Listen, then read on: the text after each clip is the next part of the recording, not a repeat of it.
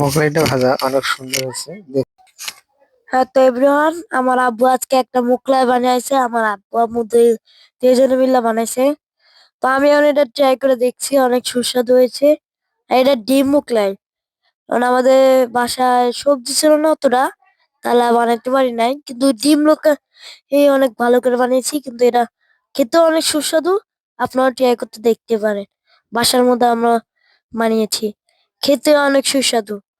আবার বাসার মধ্যে বানানো হোটেলের চেয়ে একটু বেস্ট।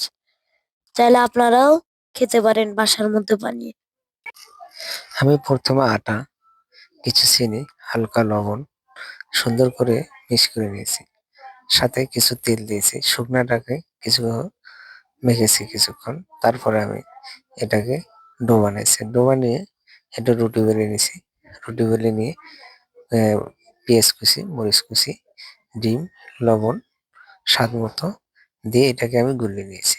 তারপরে এটা রুটির উপরে দিয়ে সুন্দর করে এখন মুড়ে দিচ্ছি। মুড়িয়ে দিয়ে আমি এটা এখন রেডি করতেছি ভাজার জন্য। আমার আরেকটা মোগলাই ভাজা হচ্ছে, সেটা কড়াইয়ের মধ্যে আছে।